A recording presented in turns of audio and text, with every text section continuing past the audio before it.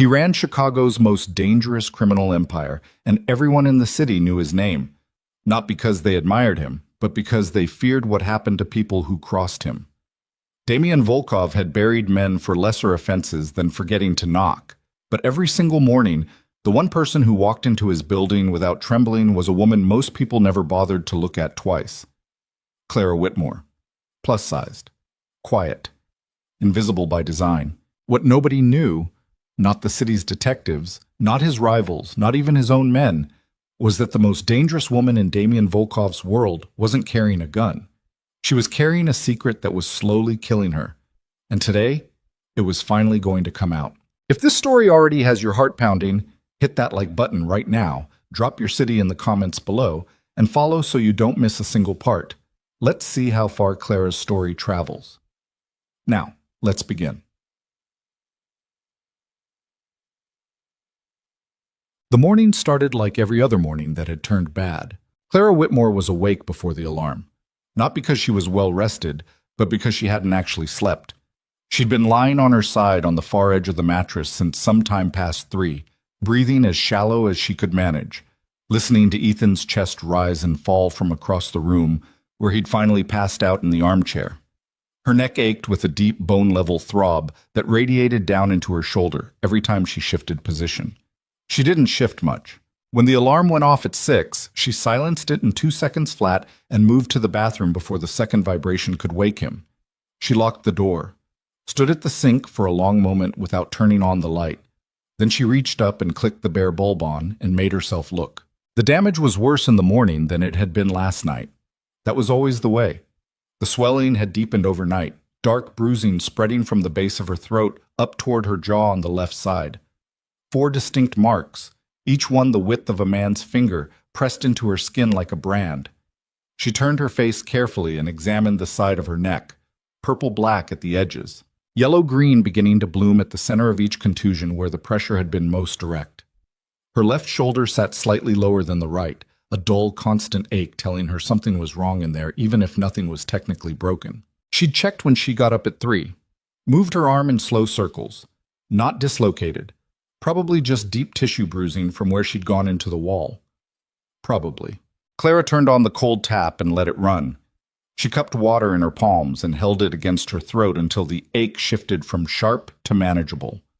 Then she opened the cabinet under the sink where she kept the makeup bag he didn't know about, concealer and powder and a setting spray that dried fast and stayed put. She'd learned to keep certain things hidden over the past 11 months, separate toothpaste, separate razor, a small bottle of ibuprofen tucked inside an old tampon box where he'd never look. She worked the concealer in with her fingertips, careful and methodical. She'd gotten good at this. Better than she should have been, probably. The bruising was too dark to erase entirely, and the texture of the skin where he'd gripped her was slightly raised, almost patterned.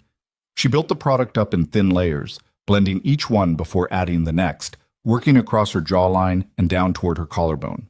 After 10 minutes, it looked passable in the bathroom light. She knew it would look different in fluorescence. That was a problem she'd solve when she got there. She dressed quietly, choosing the silk scarf she kept folded in her second drawer. Deep burgundy, heavy enough to sit without shifting, long enough to wrap high on her neck without looking unusual. She'd bought it 6 months ago, not for warmth. She pulled on her blazer, checked herself in the full-length mirror on the back of the bathroom door, and made herself stand up straight. The woman looking back at her was 32 years old. She had a master's degree in business administration from Northwestern. She managed financial and operational oversight for Volkov Industries, a privately held corporation with 17 subsidiaries across 4 states. Her direct superior was the CEO, whom the rest of Chicago referred to in lowered voices as a man you did not want to hear from personally. She had never missed a day of work in 4 years. She had never been late. She had reviewed reports with a $200 million variance and caught the error before it hit the board. She had organized security protocols for 3 international stakeholder meetings. She had done all of this without asking for recognition, without complaint, and without anyone in that building knowing a single thing about the life she went home to. She squared her shoulders, carefully, because of the left one, and unlocked the bathroom door. Ethan was still asleep in the armchair. His mouth was open and his dress shirt from yesterday was wrinkled across his chest, tie loosened and hanging. He looked ordinary when he slept. That was always the part that confused her. How ordinary he looked when he wasn't awake and watching her. Clara collected her bag from the hook by the door, picked up her keys from the bowl on the counter without letting them rattle, and left. The commute into downtown Chicago took 42 minutes on the train and a 7-minute walk from the station to the building on Michigan Avenue. Clara did the walk the same way she always did, spine straight, bag held at her side, eyes forward. The October wind came off the lake like a physical thing slapping against exposed skin, and she was grateful for it. The cold was a useful distraction. She focused on the sensation of pavement under her heels and the weight of her bag and the number of steps between her and the building. She counted things when she needed to stop thinking. Always had, even as a kid. Volkov Industries occupied floors 11 through 29 of a 40-story steel and glass tower that had been built in the early 90s and renovated twice since. The lobby was all polished granite and low lighting and security personnel who wore suits instead of uniforms, because Damian Volkov did not tolerate the appearance of a corporation under threat. The appearance of security was different from actual security, he'd said once, and actual security never called attention to itself. Clara had thought about that line more than she should have. It applied to too many things. She badged through the turnstile, nodded to Marcus at the front desk, who nodded back without looking up from his monitors. Took the express elevator to 26, where the executive offices sat, and stepped off into the carpeted quiet of the upper floor. The office was already warm.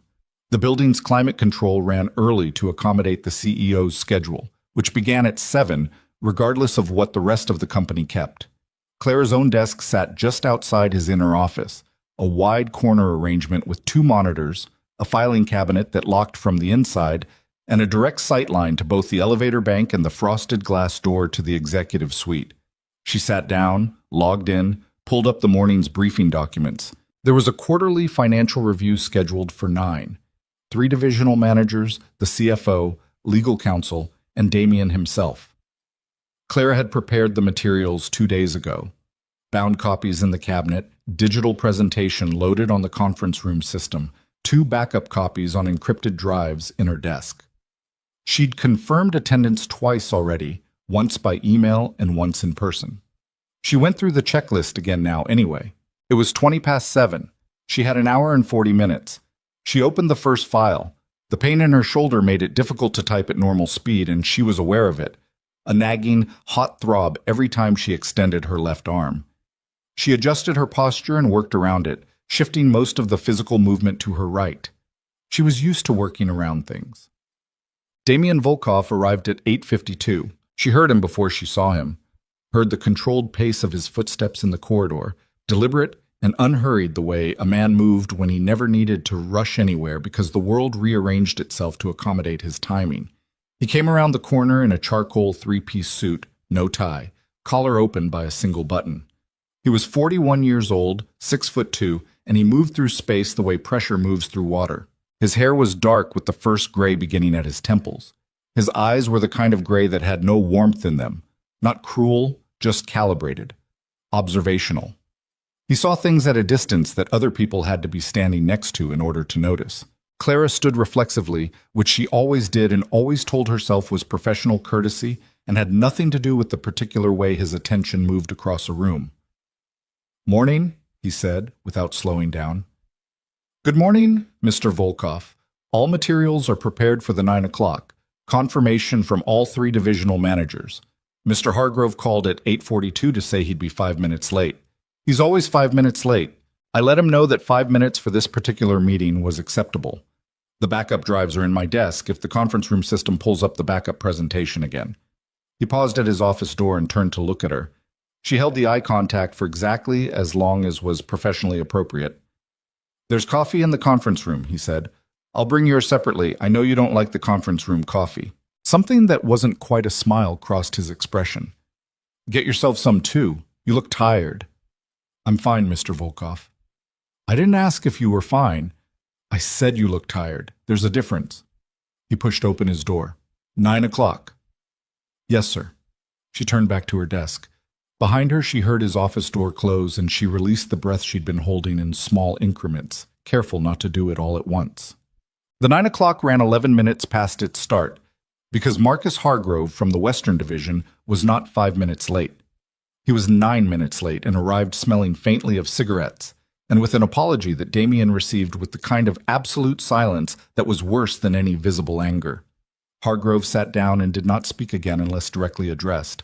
Clara sat to the left of the room, slightly back from the main table at the smaller secondary desk used for support staff in meetings of this nature. Her materials were already out. Her own copy of the briefing document, a legal pad, 2 pens. She managed the room's technology and took notes and was prepared to retrieve any additional data that came up during discussion. The presentation advanced slide by slide. Damien did not present. That was the CFO's role. Damien watched. He asked 3 questions across the entire 40-minute meeting, each one delivered in a tone of complete neutrality, each one cutting directly to a vulnerability in the data that everyone else in the room had either missed or chosen not to raise. The answers that followed were not always satisfying to him, and when they weren't, he simply moved on.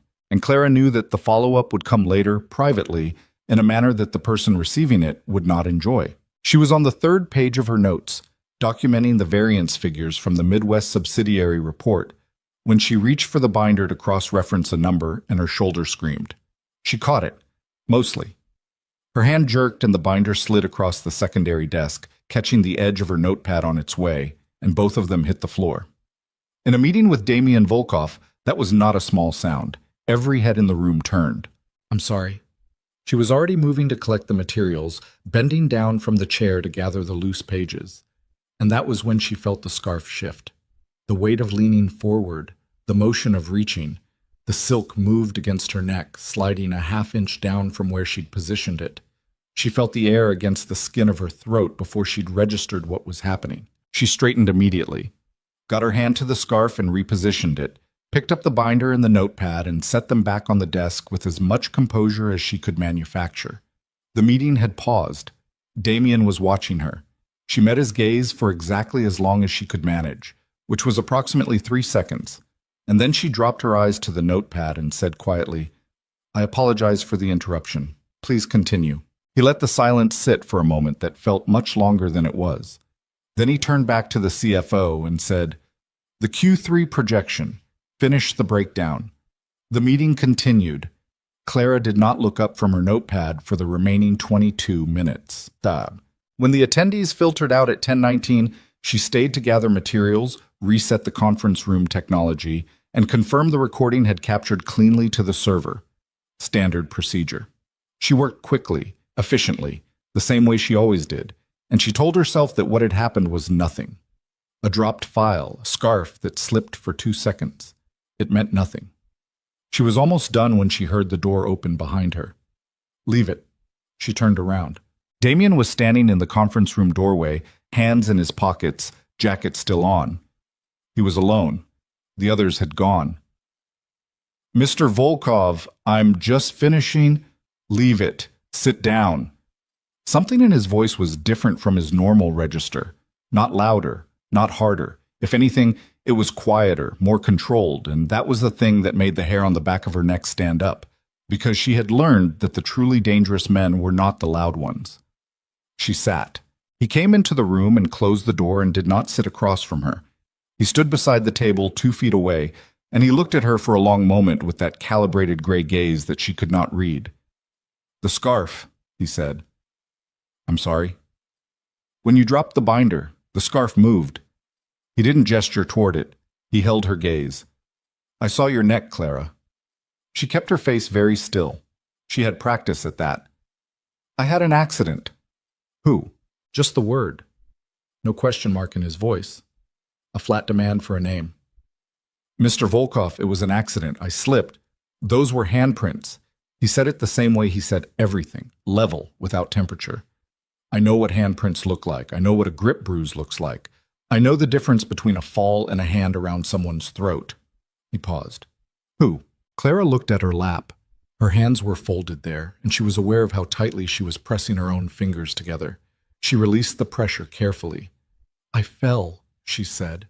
"In the bathroom. The floor was wet, and I—" "Stop." She stopped. "I'm going to ask you this one more time," he said, and his voice had not changed in volume or tone, but something underneath it had shifted into something that she felt physically across the chest. "Who put their hands on you?" The room was very quiet. The building's climate control hissed faintly overhead. Outside the window, 40 floors below, the city moved without awareness of any of this. Clara opened her mouth to say it again, the fall, the wet floor, the perfectly constructed lie she had told herself so many times that the words came out smoothly without requiring much thought. And then she stopped. She looked at him. Damien Volkov was not looking at her the way people usually looked at her. He was not looking at her body with the particular brand of bored contempt or uncomfortable neutrality that she'd learned to anticipate and armor herself against. He was not scanning for irrelevant information. He was looking at her the way a person looked at another person when they were genuinely waiting for the truth, as if the truth itself was the only thing they were prepared to accept. She had not seen that expression on someone's face in a very long time. "He gets angry," she said. Her voice came out flat. She hadn't meant for it to sound like that. "Sometimes he—" She stopped again. "Does he live with you?" She nodded. Small movement. "How long?" 11 months. Something moved through Damien's expression. Brief, controlled, gone before she could categorize it. He straightened and reached into his inside jacket pocket and set his phone face down on the table between them. "I want you to go home." "I have the afternoon briefing documents, too." "I want you to go home, Clara. I'm going to arrange paid leave through the end of the week. You'll have your full salary. Nothing will be reflected in your employment record." He said it the same way he said everything, not like an offer, like a statement of what was going to happen. "Your work this quarter has been exceptional, which is something I should have communicated earlier and didn't. The paid leave is not punitive." She stared at him. "I don't need leave," she said. "I need to finish the afternoon documents are already prepared. I have them. I reviewed them this morning." He held her gaze steadily. "Go home. If you're not comfortable going back to the apartment, you can call Marcus at the front desk and he will arrange alternative accommodations. That call goes directly to me and will be handled quietly." "Mr. Volkov." "This is not a negotiation," he said, and there was no cruelty in it, but the words were stone. Clara looked at him for a long moment. The left side of her neck throbbed. Her shoulder had not stopped aching since she woke up. "Okay," she said finally. "I'll go." "Good." He picked up his phone. "Leave the conference room materials. Someone will handle them." He moved toward the door and she stood and gathered her notepad and pens without thinking, the motion automatic. "Clara." She looked up. He was watching her from the doorway, and he said it without any particular ceremony or weight. Just said it, as if it were simply a fact that needed to be registered. "No one should put their hands on you." And then he was gone. She stood in the empty conference room and felt the words sit in the air where they'd been spoken. And she didn't know what to do with them because no one had ever said anything like that to her before. At least no one who had ever meant it the way his voice suggested he meant it. And she was not prepared for that. She gathered her things and left. She didn't go home. She went to the coffee shop 2 blocks from the office and sat at a corner table by the window for an hour and 45 minutes with a cup of Earl Grey that she kept wrapping her hands around even after it went cold. The lunch crowd came and went. She watched the street. She thought. The thing about Ethan was that he was predictable in his unpredictability. She could not always predict what would trigger him, but she could always predict what would happen once something did. The pattern was clear and consistent, and she had learned to navigate it the way you learn to navigate a floor that had certain boards that creaked. You memorized the map, you moved carefully, and mostly you didn't fall through. But 11 months of mostly was a long time. She pulled her phone out of her bag and looked at it. No messages from Ethan, which meant he was either still asleep or he'd gotten to work and was managing his mood. He worked, when he chose to work, as a financial consultant, technically independent, with clients he cultivated through a network of contacts that Clara had long suspected were not entirely legitimate. She didn't ask. She had learned that asking produced answers she didn't want and consequences she couldn't manage. She should be thinking about what Damien had seen. He'd seen her neck. He'd said it plainly. Handprints. He hadn't been wrong. And the offer he'd made, the leave, the discretion, the alternative accommodations, that was not a standard corporate response to an employee having a bad morning. That was something else. That was something deliberate and personal, and she didn't know what to do with it, which meant she needed to be very careful about what she allowed herself to conclude from it. She looked at the street outside and watched a woman walk past with a double stroller and a dog on a leash, and too much to manage. And she thought about the look on Damian Volkov's face in that conference room. She thought about the way he'd said it. No one should put their hands on you. Not a question, not a conditional, just a statement of something that he seemed to regard as a basic and inviolable truth. She pressed her thumb against the side of the tea mug. The ceramic was cold now. She hadn't noticed when it changed. She went back to the apartment at 2 in the afternoon because she didn't have anywhere else to go. She stood in the elevator with her hand hovering over the button for the 9th floor for 3 seconds before she pressed it. Small things were full of friction now. She noticed that about her own life, the tiny delays before ordinary actions, the cost of each small decision, the constant low-level calculation running underneath everything. The apartment was empty when she unlocked the door. She exhaled. She didn't fully recognize how tightly she'd been holding herself until the release moved through her chest. She put her bag down and changed out of her work clothes and sat at the kitchen table with her laptop open and worked for 2 hours on the secondary report she'd been planning to complete at the office. The work was familiar and it calmed her. Numbers were reliable. They had rules. They behaved according to logic, and when something was wrong, you could trace the error back through clear sequential steps to its origin. At 4:37, her phone rang. Not Ethan. A number she didn't recognize, with a 312 area code. She picked up because unknown numbers from Chicago numbers were never entirely safe to ignore in her line of work. Miss Whitmore. The voice was male, calm, businesslike. She didn't know it. Yes. Who is this? My name is Renner. I work with Mr. Volkov's operations team. A beat. We have some logistics information we wanted to confirm with you directly, if you have a few minutes. Clara looked at her laptop screen. What kind of logistics information? Related to your current residential situation. Mr. Volkov asked that we verify some details in order to assist with the transition he mentioned this morning. She felt something tighten in her chest. What transition? Ms. Whitmore, we're going to need some basic information to make sure everything proceeds smoothly. Your address, the current occupants at the property. I didn't agree to any transition. Mr. Volkov indicated that Mr. Volkov offered me leave. He didn't offer me anything else, and I didn't accept anything else. She heard the flatness in her own voice and recognized it as fear wrapped in professionalism. I'm not sure what he's asked you to do, but I'd appreciate it if you'd let him know that I don't need any assistance with my residential situation. There was a brief pause. Of course, Ms. Whitmore. I'll relay that. The call ended. Clara set the phone down carefully on the table beside her laptop and stared at it. She understood then what the conversation in the conference room had actually been. Not compassion, not a quiet act of decency. Those things might have been present, she wasn't sure, but underneath them was something else. Damian Volkov did not make statements. He made moves, and when he made a move, he'd already considered several steps past where you were standing. She didn't know exactly what he'd set in motion, but she knew him well enough to know that he had absolutely set something in motion. She pushed back from the table and went to the bedroom and began pulling clothes out of the closet with her right hand, keeping her weight off the left shoulder, and thought about how quickly she could get out of the city if she needed to. The arithmetic wasn't encouraging. She had savings. She'd been careful about that, quiet about it. A separate account in her name only that Ethan didn't know about and never would because she'd learned to be careful about finances at least 18 months before she'd fully admitted to herself why she needed to be. About $11,000. Enough for several weeks somewhere, not enough for a proper start. Her car was in Ethan's name.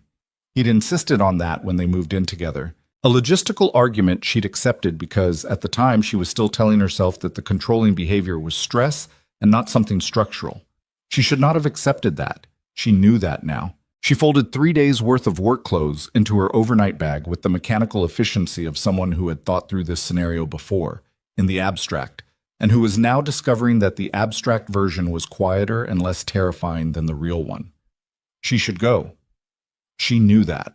She should have gone months ago, and that knowledge sat in her chest like something calcified. Old guilt, old shame, the particular humiliation of being someone intelligent enough to see a situation clearly and still not be able to make yourself move. She was pulling the bag's zipper closed when she heard the front door. Not a knock. Ethan didn't knock in his own apartment. She heard the key and then the door, and then the particular quality of the air pressure that changed when he entered a space, something that she recognized now in her nervous system before her conscious mind had processed it. Her hand stopped on the zipper. She heard him come down the hall. The bedroom door opened, and he stood in it, still in his coat, and looked at her. At the bag. His face was a thing she could not entirely read at the moment, which was the worst kind because the readable ones had a shape and a trajectory, and you could sometimes manage them. This face was still. Too still. The stillness of a person who had arrived carrying something large and had not yet decided what to do with it. "You're home early," he said. "Yes." She released the zipper, straightened. "I finished early." "Where are you going?" He looked at the bag. "I was just organizing. I was going to reorganize the—" "Clara." He said her name the way someone pressed a thumb into a bruise. Deliberate, watching for the reaction. "Where are you going?" She held herself completely still. Outside, somewhere below the window, a car horn sounded twice and faded. "I'm not going anywhere, Ethan." He moved into the room, and she understood, standing there with her hand still resting on the overnight bag, that she had run out of time to think about it.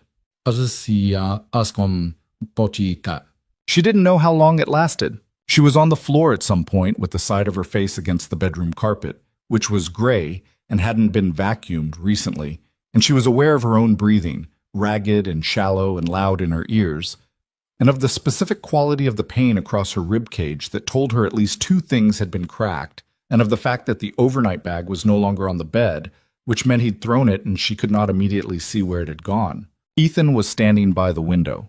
She could see his shoes. He was not saying anything now, which was the version of him she feared most. The post-episode stillness, where he gathered himself back into something that looked like a regular person. She tested her left arm.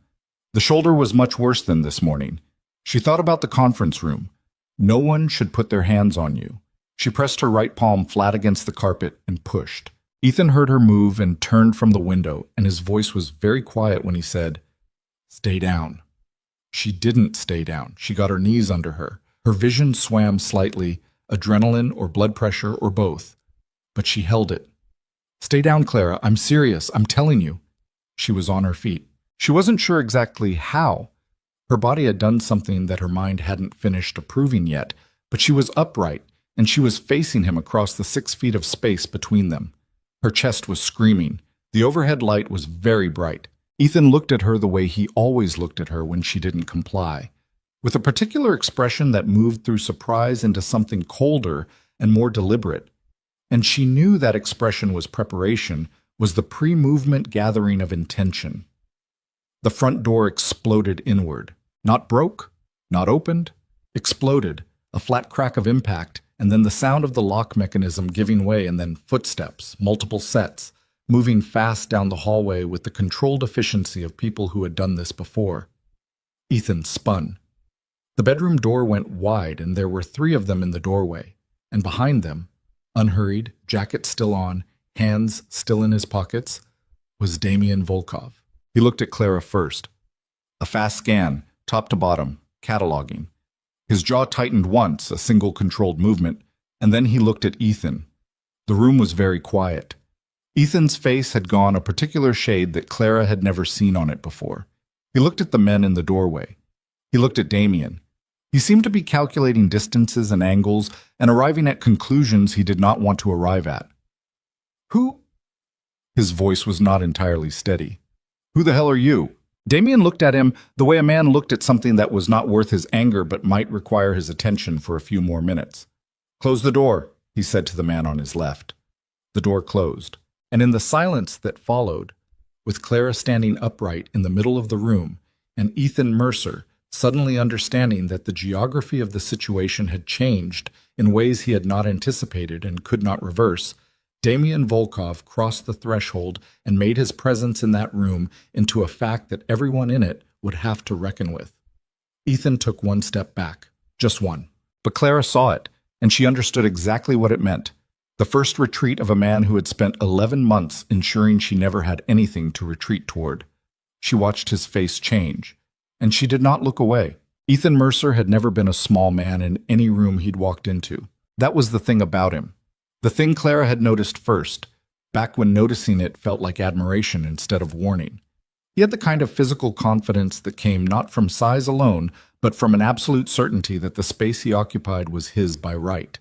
He took up room the way weather took up sky. He stood at the center of things and let other people arrange themselves around him. And he had never, in 11 months, in every apartment, in every argument, taken a step back from anything until now. That single step backward, the heel catching slightly on the carpet's edge, was the most honest thing Ethan Mercer had ever done in Clara's presence. Damien didn't cross to the center of the room immediately. He moved to the left, one measured step, and positioned himself slightly off the direct axis between the door and Ethan, not blocking the exit overtly, but reorienting the room's geometry so that Ethan's only clear sightline was directly to him.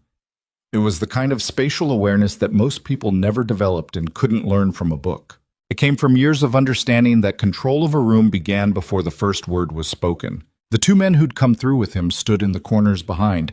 They didn't move. They didn't need to. Clara was still standing in the middle of the room with her hand pressed to her ribcage, and she was aware of several things simultaneously. The pain, which was a sustained high note underneath everything else, the weight of the silence, and the particular sensation of watching Ethan encounter something he'd never encountered before, which was a presence that made his own feel small. "Sit down," Damien said to Ethan. Not loudly. He never said anything loudly. That was the part people misunderstood about him. They expected volume, expected the theatrical performance of danger, and instead they got this: a man who spoke at a perfectly ordinary register and generated the atmospheric pressure of a storm system. Ethan didn't sit. He squared himself up instead, which was what he always did. The chin lift, the shoulders pulled back, the particular stance that preceded things Clara knew the shape of too well. "I don't know who the hell you think you are, coming into my—" "Ethan." One word. Damien said it the way you pressed a thumb on a wound. The sentence died. "I know exactly who you are," Damien continued, without moving. "I know where you work. I know what you do there, and I know what you do that your employer doesn't know about. I know about the Keswick Group account and the 17% variance that you've been documenting as portfolio loss for the past 8 months. I know about the Ridgeline Holdings transfer. That one was creative, by the way. It almost looked like a genuine arbitrage position." He paused. Almost. Ethan's face had changed again. Clara was watching it in real time, the bravado draining out in stages, like water finding its level, settling into something underneath that was raw and harder to categorize. "I don't know what you're—" "I'm not here to discuss your finances tonight," Damien said. "We'll get to that. Right now I'm looking at this room, and I'm looking at her, and I'm going to need you to sit down and keep your hands where I can see them because I have a significant amount of patience, but it is not without its limits, and you are currently very close to one of them." Ethan sat. He didn't decide to, exactly. His knees found the edge of the bed frame and the sitting happened, and afterward he looked like a man who was trying to figure out how it had occurred without his full participation. Clara watched him and felt something move through her chest that she couldn't immediately name. Not satisfaction, not relief, something more complicated and more quiet than both of those. She had spent 11 months flinching from that face. She was aware of still flinching, some residual animal part of her brain still processing threat and generating the appropriate chemistry, but something else was moving underneath it now. Damien turned to her. "Come here," he said, and his voice had changed. Not softened exactly, but the edge was different when he addressed her. Redirected. She crossed the room. 3 steps. He looked at her face first and then moved his gaze down with the same cataloging efficiency she'd seen in the conference room, and his jaw did the same thing it had done before. That single controlled tightening, one motion, contained immediately. "Can you walk?" "Yes." "Without holding your ribs?" She dropped her hand from her side. It cost her. "Yes." He looked at her for another beat, and she had the distinct sensation that he did not believe her, but he chose not to press it in this moment, which she understood was tactical consideration rather than acceptance. He turned to the nearer of the 2 men behind him, the one on the right, 30s, close-cropped hair, a face built for not being remembered. "Get her bag." The man crossed to where the overnight bag had landed, against the baseboard below the window. She could see it now. and picked it up. I packed for 3 days, Clara said. I was going to... We'll get everything else later. Damien said it without looking at Ethan, which was deliberate. Not looking at Ethan right now was a statement about how much of a problem Ethan currently represented. Is there anything you need right now that isn't in the bag? Her laptop was on the kitchen table. She'd left it open. My laptop. Kitchen table. Damien nodded once to the second man, who moved without instruction. Ethan's voice came from the bed, different now.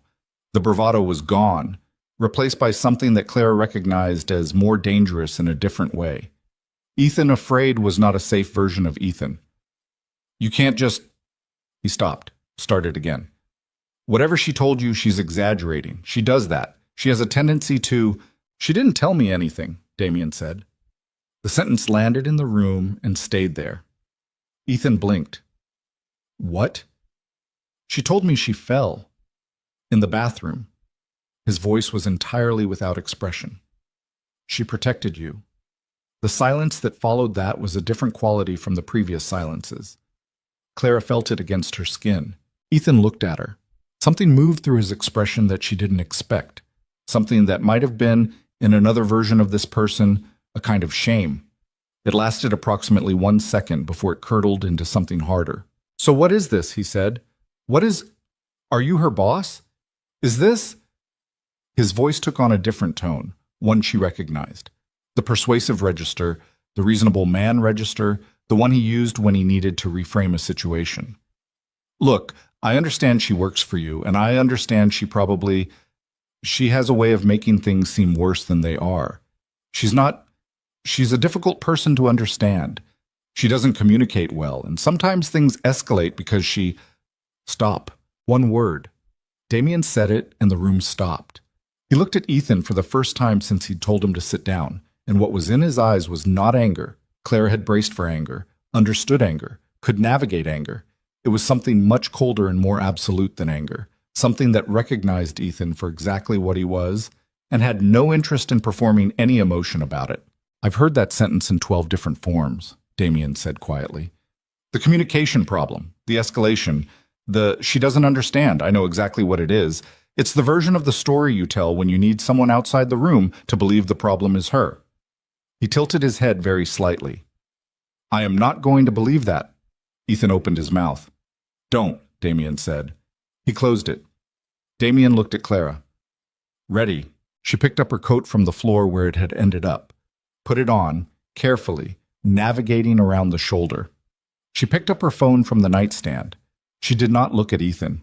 At the door she stopped, because some part of her, the part that had spent 11 months negotiating with a version of reality she knew wasn't true, some part of her felt the pull to turn back, to explain, to manage, to find the de-escalation language and smooth the exit and ensure that when she walked out, the temperature of the room behind her was lower than it was now. She recognized that impulse, and she walked through the door without turning around. The car was double parked on the street below. A dark sedan, one of Damien's drivers behind the wheel, the engine already running. Clara got in the back seat and set the overnight bag between her feet and looked at her hands in her lap, while Damien spoke quietly to one of his men on the sidewalk outside for approximately 90 seconds before getting in beside her. The car pulled into traffic. Neither of them said anything for almost 2 full minutes. The city moved past the windows, October dark, lit orange and white, the lake invisible somewhere to the east. Where are we going? Clara said. A building I own on the north side. One of my managers uses the penthouse as a corporate residence. It's empty right now and it's secure. He was looking out the window, not at her. A doctor will meet us there. I don't need... You have at least 2 cracked ribs, possibly 3. The shoulder needs imaging. He said it without room for debate, the same way he said everything that wasn't open for debate. The doctor is private. Nothing is reported. She looked at the side of his face. He was watching the street. Why are you doing this? She said. He turned and looked at her then, and for a moment the calibrated expression was different, not less controlled, but something underneath the control was closer to the surface. Something that required the control in a way that his normal operations didn't. Because it needed to be done, he said. That's not an answer. It's the answer I have right now. She held his gaze for a moment and then looked out her own window. He's going to say I set this up, she said. He's going to tell people I brought someone after him to... What he says doesn't matter.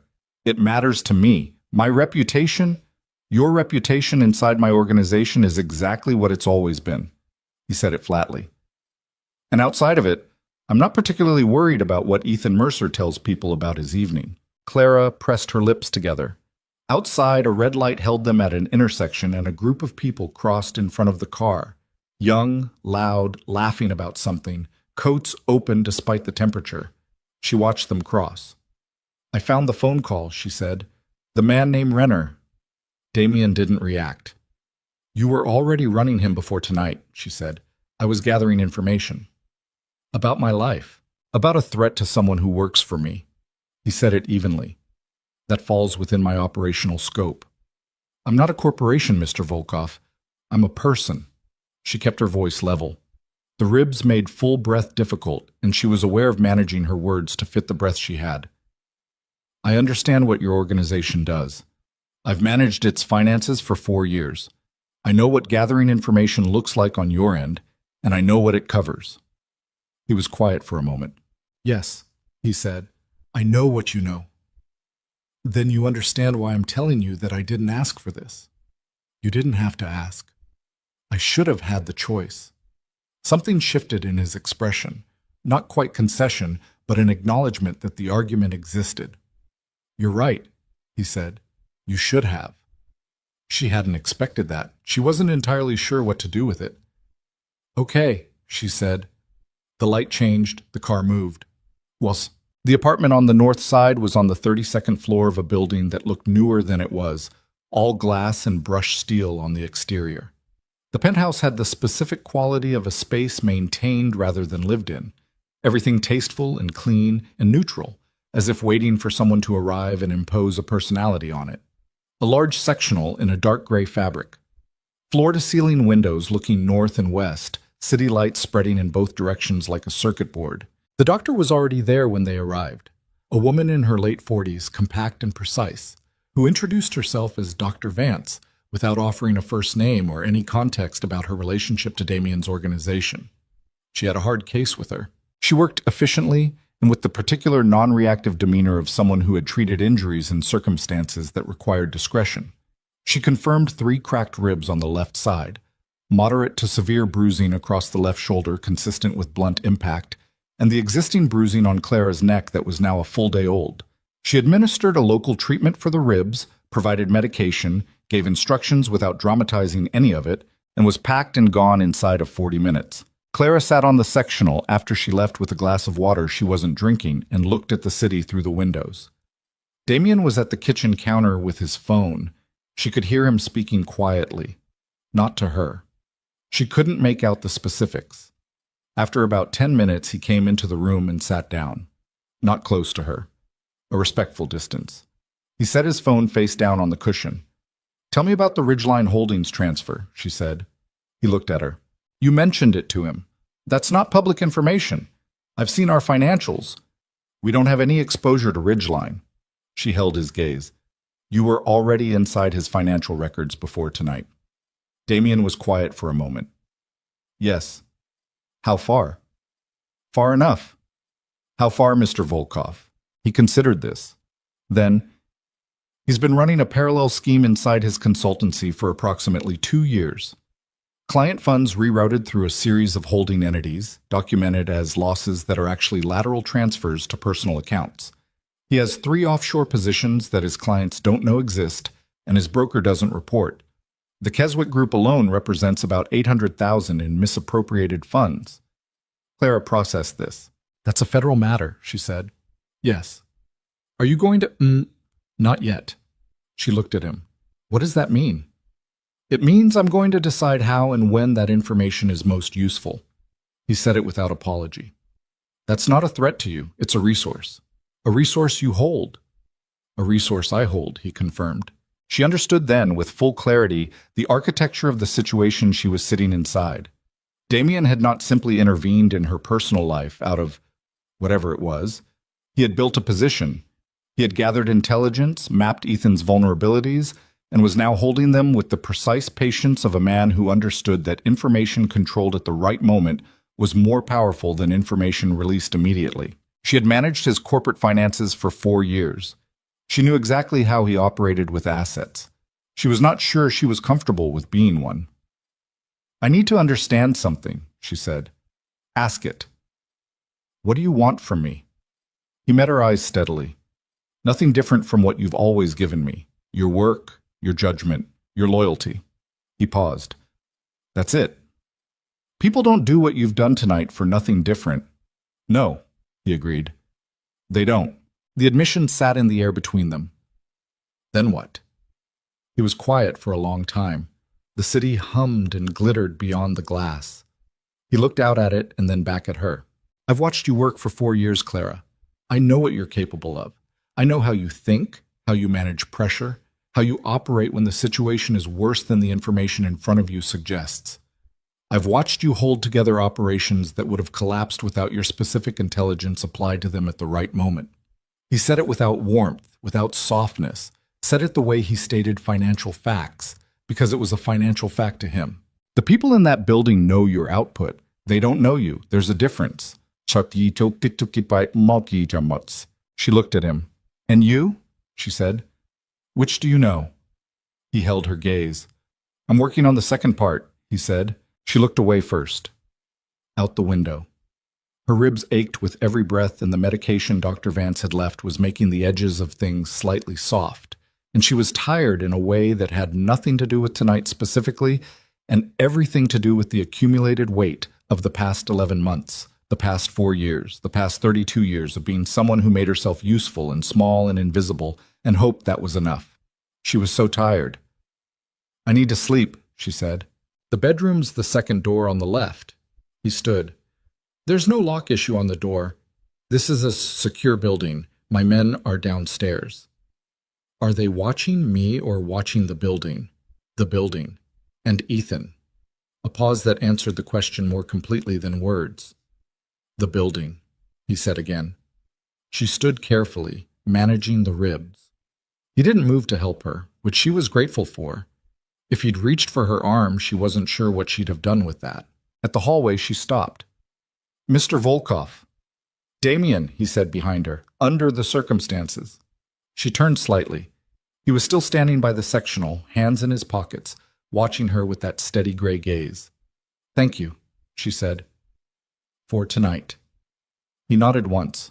"For tonight," he said, and the specific way he said it made her understand that tonight was not the end of anything. It was the beginning of something that neither of them had fully defined yet, and that the shape of it was going to be determined by what happened next.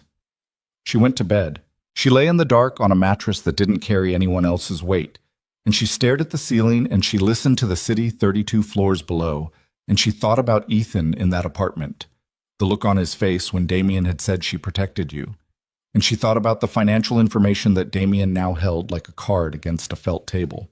She was safe tonight. She was also, she understood with perfect clarity, positioned inside something that Damien Volkov had not finished constructing. The question was whether she trusted his architecture. She was still deciding that when she finally fell asleep near 3 in the morning, which was the same time she'd been awake the night before, and she thought, in the last conscious moment before sleep reached her, that some patterns were very hard to break even when everything around them had changed. She woke at 6:41 to the sound of her phone. She lay still for 2 seconds, orienting to the ceiling, the light, the quality of the unfamiliar mattress. Then she found the phone on the nightstand. The number was Ethan's. She stared at it through 2 full rings. She declined the call and set the phone face down. 30 seconds later, it rang again. She declined again. Then a text message arrived. She looked at it against her better judgment. "I know who he is.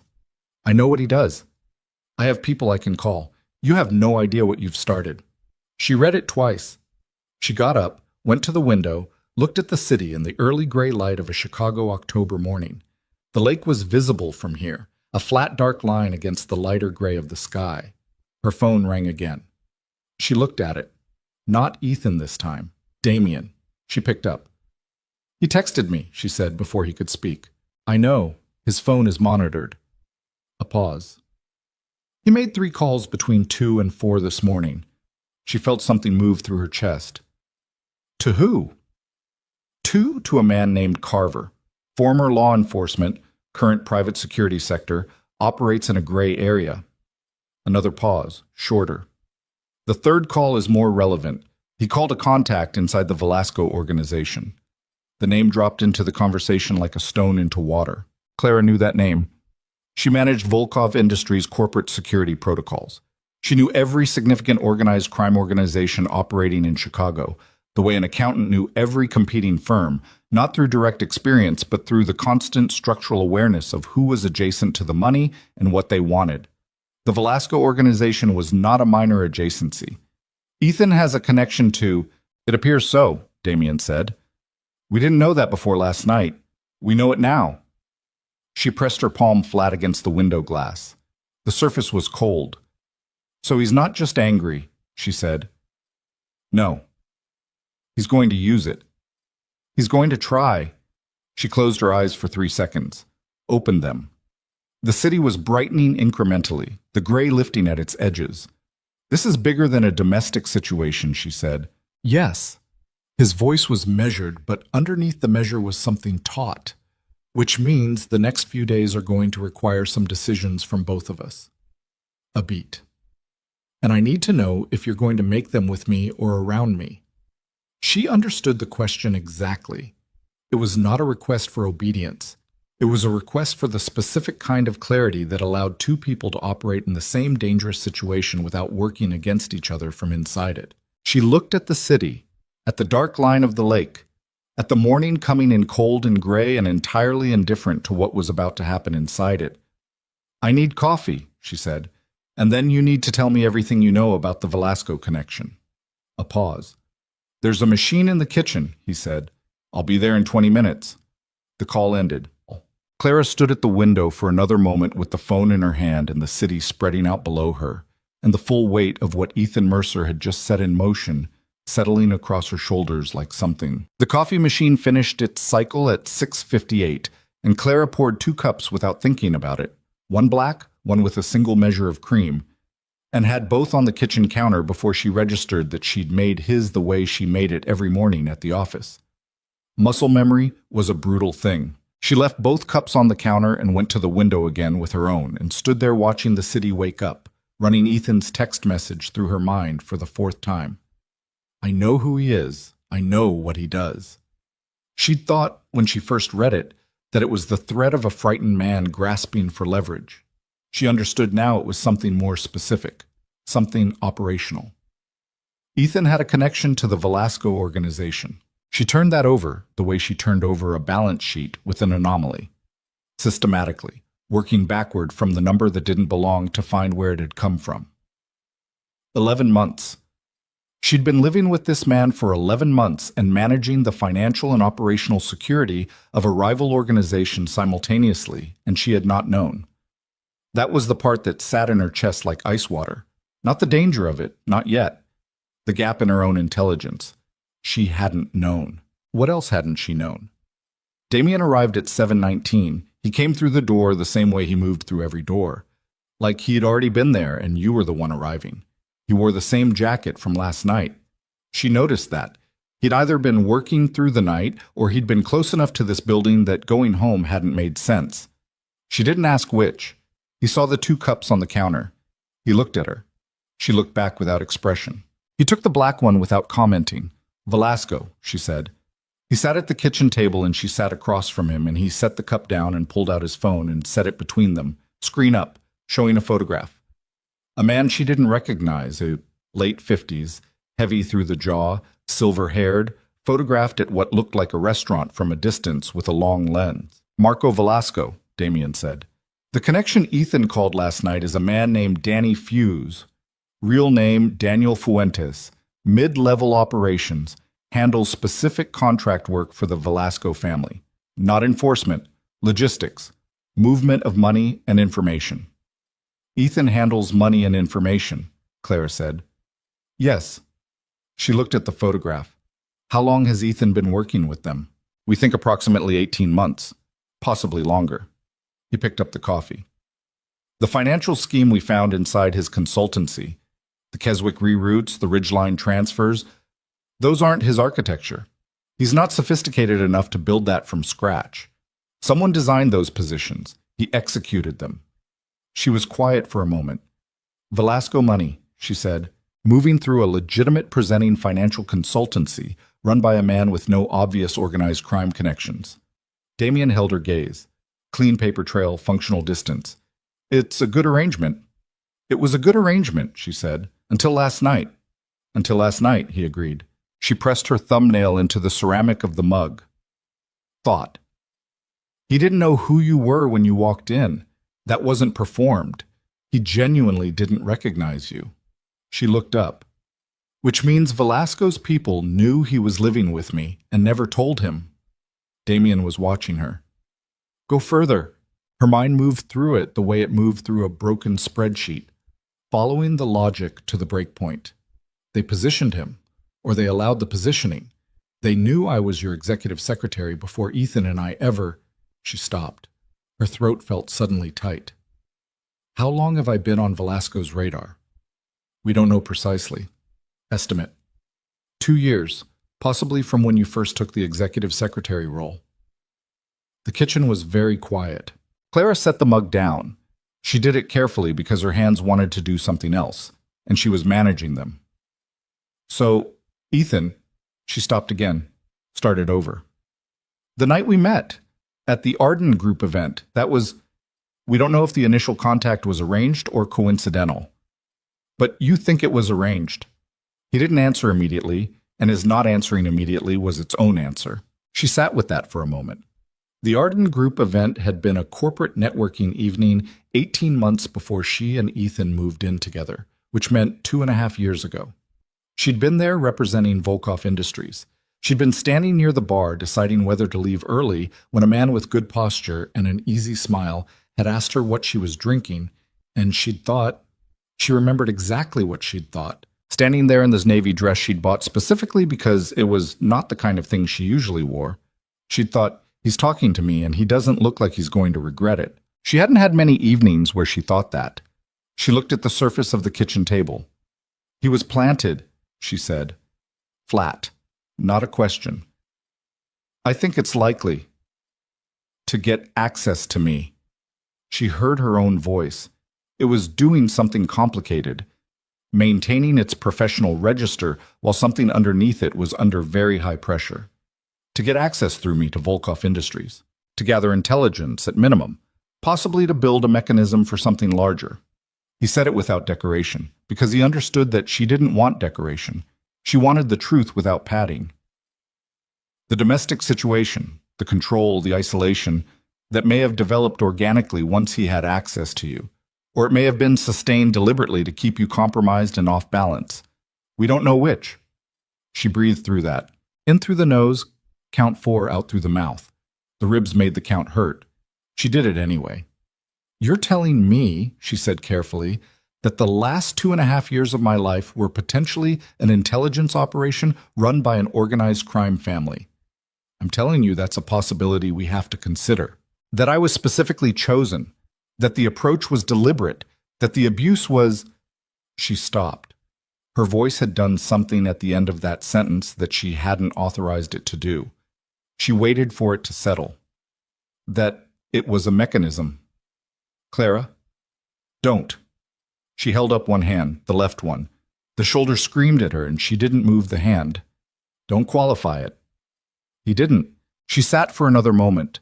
Outside the windows, the morning had fully arrived, pale and cold, the city in full operational mode below them, indifferent and continuous. What did they want from me specifically? She said. We're still mapping that. The most likely scenario is that they wanted access to our financial routing, specifically the subsidiary transaction architecture that moves capital between Volkov Industries' legitimate holdings and our other operations. You're the only person below me who has visibility into that full structure. I never gave anyone... I know. In 4 years, I know that. His voice had not changed volume, but it had changed quality, moving into something that was almost gentle and was more uncomfortable to receive than his normal register because she was not prepared for it. I know exactly what you didn't do. That's not what this is about. She looked at him. They failed, she said. Whatever they sent him in to get. He was there for 2.5 years and he never got it, which makes the situation last night more complex than it appeared. He set the phone flat on the table. He's been living with his failure for a year at minimum. He was going to have to account for that eventually. When I showed up last night and he realized who I was, he understood he was finished with them too, she said. Yes, she thought about that, about Ethan's face in those last seconds before Damien arrived, the particular quality of his rage when he'd found the packed bag. She'd read it as personal betrayal.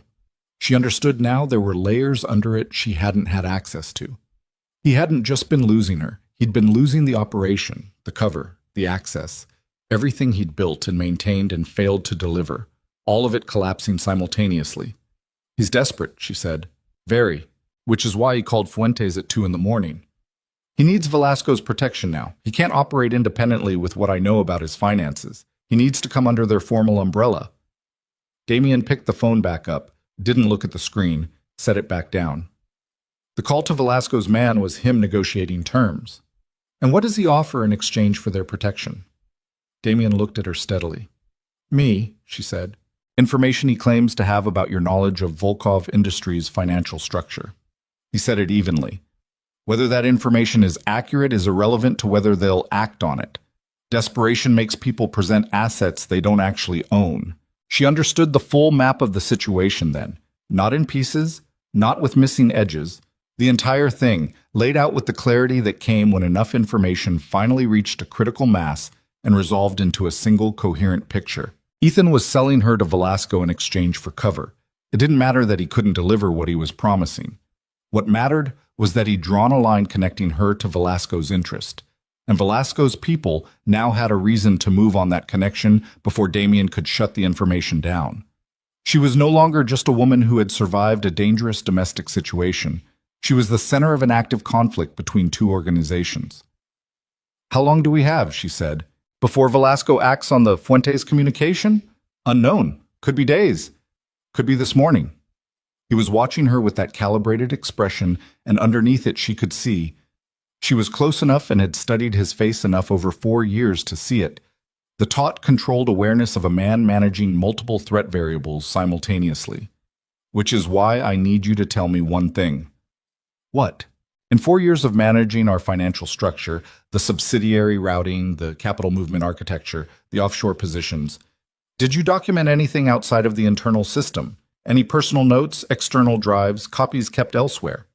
She looked at him. You're asking if I'm a liability. I'm asking so I know what I'm protecting. She held his gaze for a long moment. He didn't look away. He never looked away. That was one of the things she'd noticed about him from the first week and had never fully categorized until now.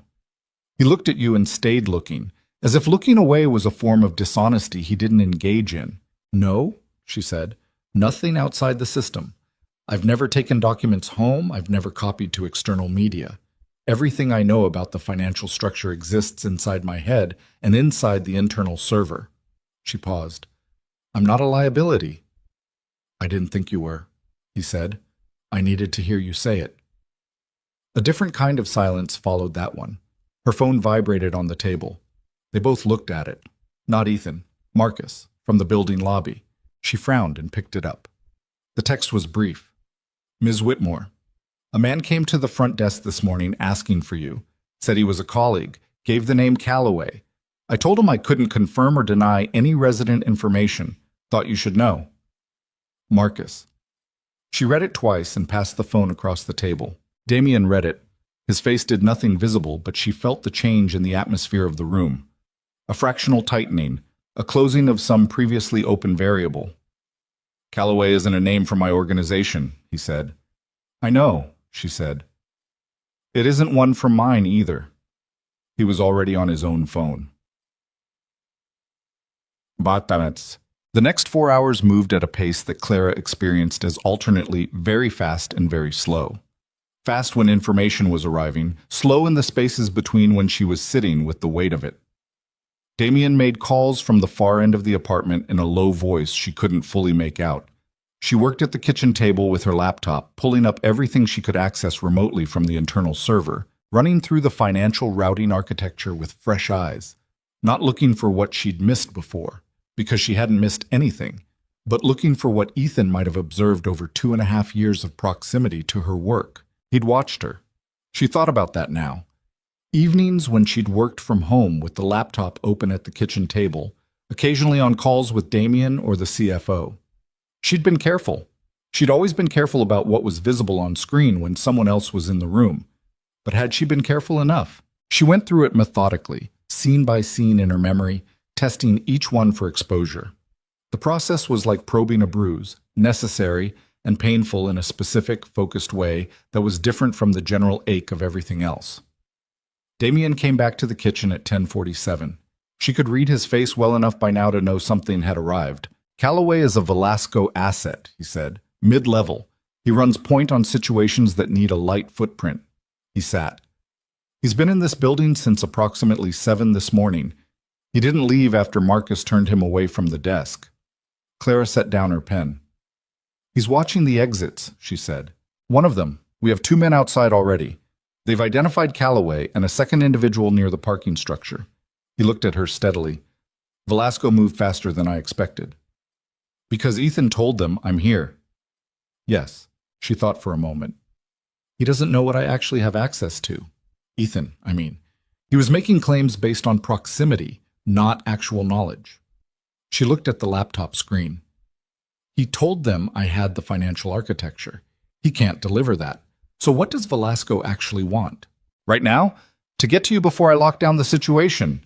He set his elbows on the table, which was not something she'd seen him do before. A physical forward lean that meant something. If they can bring you in, they have a bargaining chip. They don't need the financial information. They need the leverage. Leverage over you. Yes. She looked at him. You'd negotiate for me, she said. Not with surprise. With the specific flatness of someone testing the shape of a statement out loud to see if it holds. I would burn their entire operation to the ground before I let them use you as a piece on a board, he said, and his voice was so entirely level when he said it that for a moment she didn't process the content, only the tone, and then the content arrived and she sat with it. That's not a small statement, she said. No. She looked away. Out the window. The city moved below them, continuous and oblivious. What do we do? She said. Right now you don't leave this building. I'm having additional security positioned on this floor. He straightened. And I'm going to need you to make a call. To who? He was quiet for a second, just one. To Ethan, he said. She looked at him. I need him to believe you're alone, that you've left here, that last night was a complication you've decided to remove yourself from. His voice was completely controlled, every word placed with precision. If he passes that to Velasco's people, they pull Calloway back. It buys us time to move you and dismantle the immediate threat before it escalates. She stared at him. You want me to tell him I'm coming back? I want him to believe it. That's... She stopped. She ran it through her mind. The shape of the call. What she'd have to sound like. What she'd have to make Ethan believe in order for him to sell it to Fuentes. And what Fuentes would need to believe in order to recall the man watching the building exits. She'd have to sound exactly like the version of herself that Ethan had spent 11 months creating. Frightened, compliant, convinced that she had no options. She'd have to sound like the woman on the bedroom floor. Clara. His voice had changed again. The almost gentle register. You don't have to. She breathed through the ribs. 4 counts. What's the alternative? We move you out through the parking structure with a full security presence and absorb the confrontation with Calloway directly. He said it plainly. It's messier. It accelerates the timeline with Velasco before we have the position we need. She looked at her hands on the laptop keyboard. 11 months of a voice telling her she was not enough. Too much. Too heavy. Too loud. Too stupid to understand what she had. The voice that had lived inside her chest long before Ethan arrived and that he had simply learned to use as an instrument. And now Damien was asking her to put that voice back on like a coat. To use it. To weaponize the exact thing that had been used to diminish her. It was either that or walk out of this building and into the kind of confrontation that people in her position generally did not survive. She picked up her phone. Tell me exactly what you need him to believe, she said, and her voice did not shake. That was the thing she held on to afterward. That through the entire 2 minutes and 40 seconds of the call, her voice did not shake once. She'd expected it to. She'd expected the muscle memory of 11 months to betray her the moment she heard his breathing on the other end of the line. That specific rhythm of Ethan managing himself, performing calm. She'd expected her chest to tighten and her words to come out wrong. Instead, something else happened. Something she hadn't anticipated. She went cold. Not numb. Cold. The specific functional temperature of a person who has decided that survival is more important than feeling and has rerouted everything else accordingly. She heard her own voice come out level and slightly smaller than her normal register, and she said what Damien had outlined, that she'd made a mistake, that she was scared, that last night had been impulsive, and she didn't understand what she'd gotten herself into. She said she wanted to come home.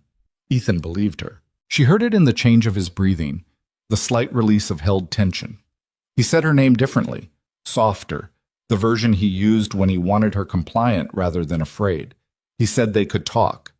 He said she needed to understand what she'd put in motion and that he could help her manage it if she just came back. She said okay. She said she needed an hour to get her things. She ended the call and set the phone face down on the table and sat for exactly 3 seconds before she stood up and moved to the window because she needed to look at something that wasn't a wall. Damien was watching her from across the room. "He bought it," she said. "I heard." He was already on his phone. "Give me 4 minutes." She stood at the window with her arms at her sides and breathed through her ribs and did not think about the sound of Ethan's voice going soft the way it went soft when he believed he'd won. She did not think about the 11 months of that voice shaping her like water-shaped stone, patient, continuous, indifferent to the damage being done. She did not think about any of that because there was no version of thinking about it right now that was useful, and she was only interested in what was useful. She had always been good at that. The 4 minutes became 7. Damien was on 2 calls simultaneously, moving between them with the practiced efficiency of someone who managed multiple operational threads as a matter of routine. She heard fragments, names she didn't know, location references, what sounded like a vehicle rotation. She didn't try to reconstruct the full picture. She'd know what she needed to know when she needed to know it. At 11:23, he came to stand beside her at the window. "Calloway pulled back from the building entrance 6 minutes after your call ended," he said. "Fuentes communicated to Velasco's operations team that the situation was resolving. They're standing down the immediate pressure." He paused. "We have a window, probably 3 hours before Ethan realizes you're not coming and they recalibrate. 3 hours to do what?" "Finish this." She turned to look at him. He was looking out at the city, jaw set, and she understood then that the 3 hours was not just about moving her to a safer location. It was about something more decisive, something he'd been building toward since the moment he'd seen the bruises on her neck in the conference room. "Ethan," she said, "and Velasco's exposure." He turned. "I've been in contact with a federal liaison since early this morning. The financial documentation on Ethan's operation, the Keswick accounts, the Ridgeline transfers, the offshore positions, that goes in front of a federal prosecutor today. Not as a negotiation, as a delivery." Something moved through his expression. "I've also been building a separate file on Fuentes' logistics activity for approximately 8 months. That goes with it." She stared at him. "You've been building a case against Velasco for 8 months. Against one component of their operation. Fuentes specifically." He held her gaze. "Ethan's involvement with your life accelerated the timeline, but the work was already in progress." She processed that, held it against everything she knew about how Damien operated. The patience, the positions built quietly over time, the specific practice of holding information until the moment of maximum utility. 8 months. He'd been watching Fuentes for 8 months. "The federal liaison," she said. "Is that a formal relationship? Formal enough to be functional, informal enough to be useful?" He didn't elaborate, and she didn't press it because she understood the architecture. She'd been managing the corporate face of this organization for 4 years. "What do you need from me?" she said. "The call bought us the window. Now I need you to stay inside it."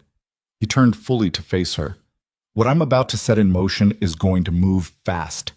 Once the federal package drops, Ethan's accounts freeze within hours. His consultancy collapses. Every legitimate contact he has in the city gets a phone call from someone they're afraid of." His voice was even and continuous, each statement placed without temperature. And Fuentes goes away, which means Velasco loses a logistics hub they've spent 3 years building, and they are going to be looking for who pulled the brick out of that particular wall. They'll look at you. They always look at me. That's not new. He almost said something and didn't. Then he said it. What's new is the exposure. Ethan drew a line between you and their interest. Even after this is resolved, that line exists. Which means, I need to not be a soft target, she said. He looked at her. I know what it means, she said. I've been managing threat exposure documentation for your organization for 4 years. I understand what it means when an adversarial organization marks a civilian adjacent to your operation. She met his gaze fully. What are you going to do about it? Everything I can, he said, and the simplicity of it landed differently than any qualified or elaborate answer would have. She nodded once. Then, let's finish it, she said. It began coming apart at 12:41. Damien was on a call in the bedroom when Claire's laptop showed the internal server notification, a flagged access attempt on the subsidiary routing architecture, origin outside the building, credentials that were valid but had not been used in 72 hours. Her own credentials. Someone had her log in. Her hands were moving before she'd finished processing it, closing the connection, initiating the lockout protocol, flagging the access attempt to the system administrator with an emergency override that would bring it to the CFO's attention within 4 minutes. Standard breach response. She'd written the protocol herself 18 months ago. She went to the bedroom door. Someone is trying to access the financial system with my credentials, she said.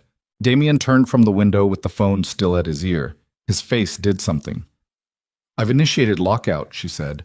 The access window was 40 seconds. I don't know what they got. He said 2 words into the phone and ended the call. How did they have your login? He said. I don't know. She thought fast, methodically. I've never written it down. I change the password every 30 days. Last change was 19 days ago. She stopped. Something arrived in her memory. A specific evening, 8 months ago, Ethan sitting beside her on the couch while she worked, close enough that she'd angled the screen without consciously registering why. He watched me log in. Multiple times over multiple months, he could have assembled the credential from observation. Damien was already moving. What did the access attempt target? The subsidiary routing, the capital movement architecture between the legitimate holdings and... She stopped. Everything I told you, no one could get to without me. The room was very quiet for exactly 1 second. Then his phone rang. He looked at the screen. Something crossed his face that she hadn't seen before. Not fear, but its precise structural neighbor. The face of a man who has calculated a threat and found the number larger than the estimate. He picked up. She watched him listen. His body was still in the specific way it went still when something required absolute processing bandwidth. He said 3 words. She couldn't hear them. He looked at her. Get your coat, he said. What happened? Velasco didn't stand down. His voice was controlled and rapid simultaneously. The pace changed. Fuentes lied to their operations team. He told them the situation was resolving. It wasn't resolving. It was a window. They used the credential attempt to confirm the value of the target, and now they're moving. He was already picking up his own jacket. Ethan gave them the login. He had it before he called Fuentes this morning.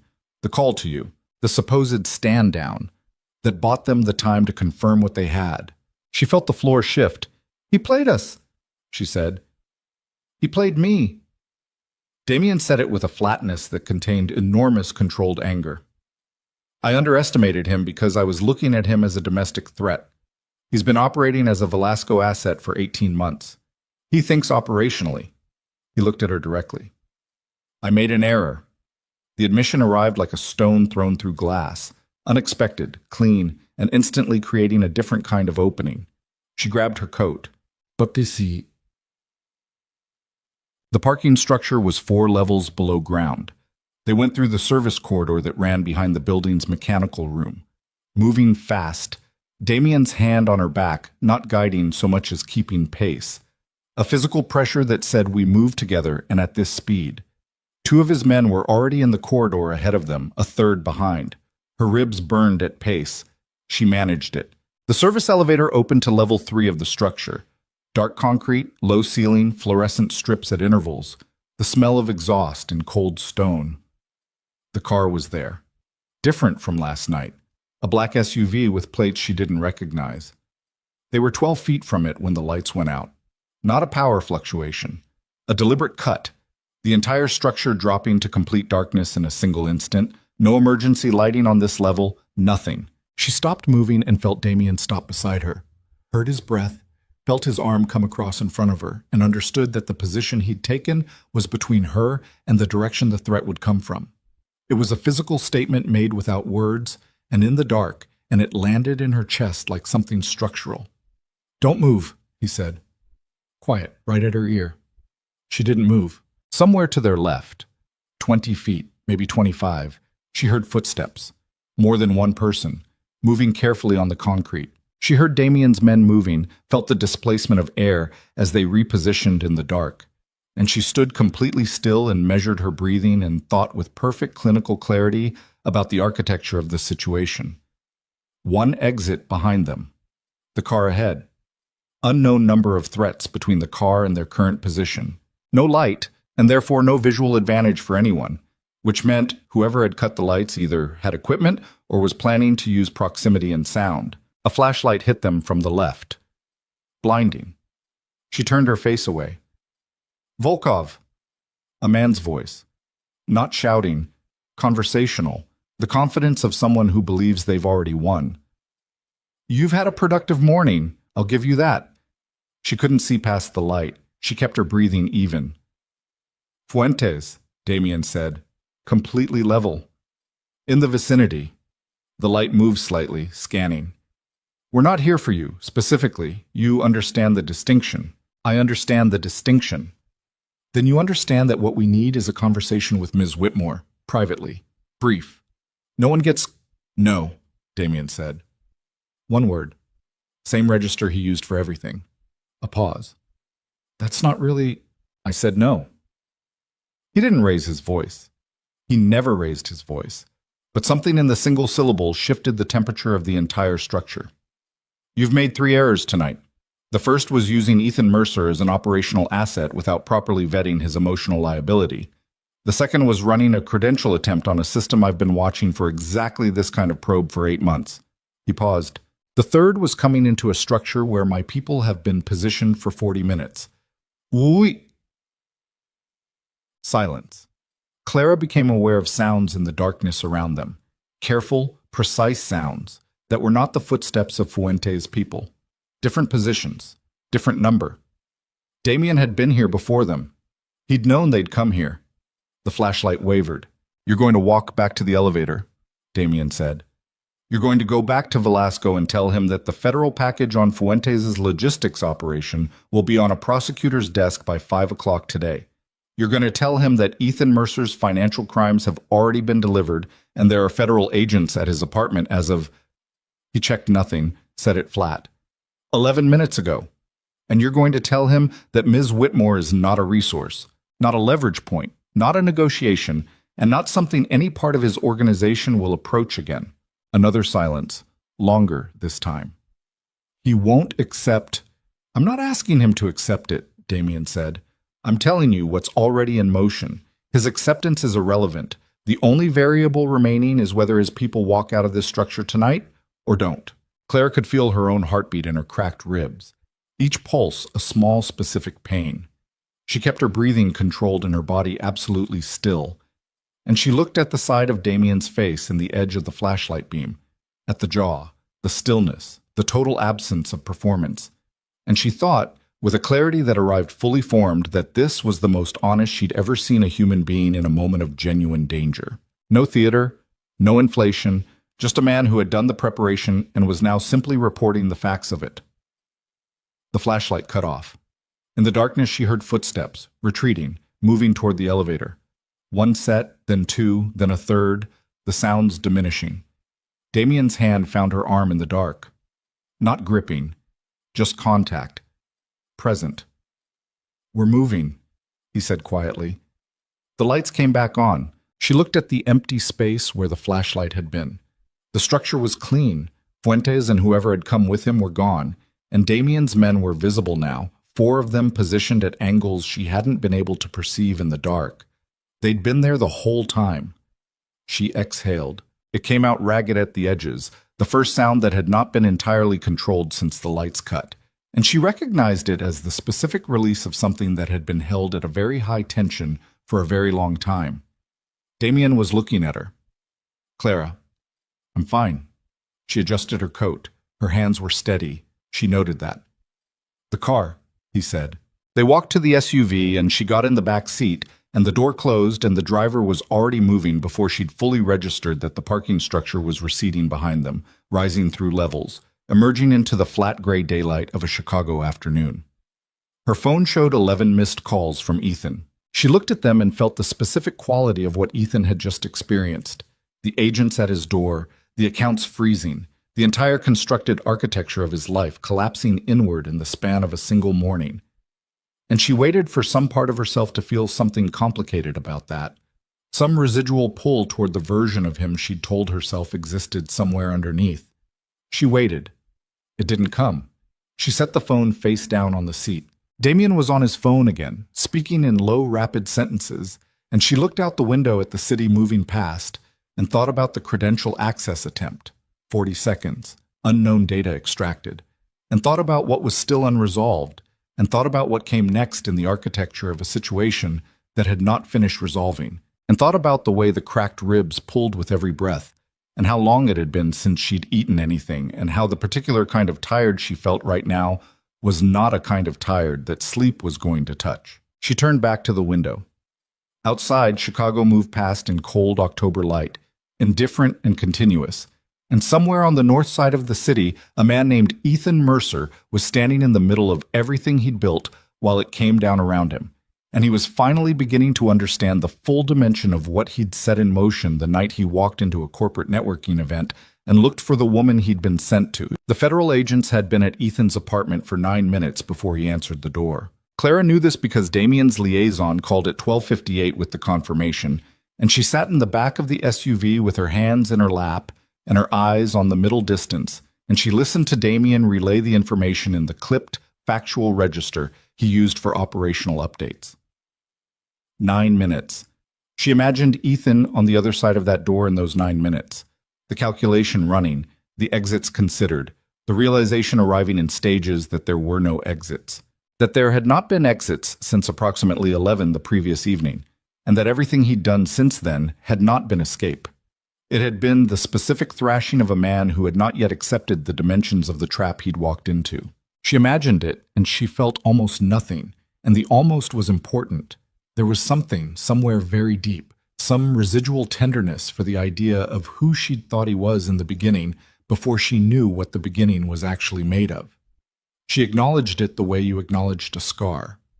Present, not changing anything. The SUV pulled up to a building on the west side she hadn't been to before. A converted industrial space, 3 stories, the ground floor occupied by what appeared to be a legitimate import business. Damien's men were outside. Different ones from the parking structure, which told her the rotation was deliberate, and she was looking at a large operation that had been running for some time.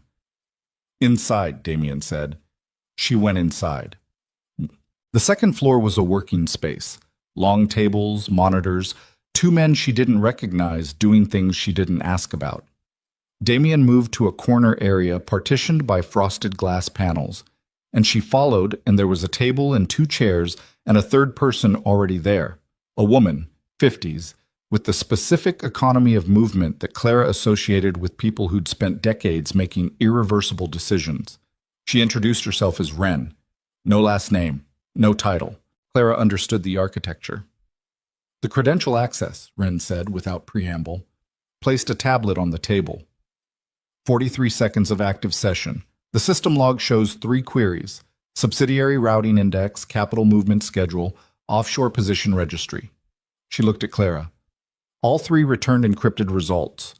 "Your system is configured to return readable data only after secondary authentication." "Which they wouldn't have had," Clara said. "Correct. The queries return structure, but not content. They know the architecture exists. They don't have the data." Wren picked the tablet back up. However, Clara repeated. The structure itself is information. Knowing how the system is organized, what categories exist, how they're indexed. That's a partial map. Partial is not nothing. Clara thought for a moment. How long before they can reconstruct meaningful intelligence from the structural data? With the right analyst? Weeks. Without? Months. Maybe never. Wren looked at Damien. The decision is whether we treat this as a contained breach or a full architectural migration. Damien looked at Clara. She understood what the look meant. It was asking her professional opinion, the same way he'd asked it 400 times across 4 years of operational meetings. The same look, the same quality of genuine consultation. Some things had not changed overnight. Migration, she said. Partial reconstruction is too uncertain. If they have a competent analyst, and the Velasco organization does, partial is enough to eventually cause real damage. We rebuild the routing index under a new schema. I can design the migration framework in 2 days. 2 days, Damien said. 2 days if my shoulder cooperates. She said it flatly, without self-pity, because it was a logistical statement rather than a complaint. Something moved through his expression. Brief, warm, gone before she could fully name it. 2 days, he confirmed. Wren made a note. Ethan Mercer was arraigned at 4:17 that afternoon. The federal package had been constructed with a precision that Clara, when she eventually reviewed the documentation weeks later, recognized as the work of someone who had been building it with the care of a craftsman rather than the urgency of a reaction. 8 months of parallel financial records, transaction logs, cross-referenced against Fuentes' logistics movement data. Ethan's offshore positions laid bare. The Keswick accounts reconstructed in a flowchart that was, she had to acknowledge, almost elegant in its clarity. The full scope of the misappropriated funds ran to just over $3 million across 22 client accounts. The arraignment was followed by a detention hearing 2 days later. Ethan's attorney argued for release on bond. The prosecutor presented the Velasco connection, the credential access attempt, the flight risk calculation. The judge set a bond figure that Ethan could not meet because his accounts had been frozen at 11:22 the previous morning. He did not make bond. Clara was not in the courtroom. She was at the North Side apartment, sitting at the kitchen table with her laptop, rebuilding the financial routing architecture. She found out about the detention hearing from Marcus, who texted her a single line at 4:45. He's in. Thought you'd want to know. She stared at the message for a moment. Then she typed back. Thank you, Marcus.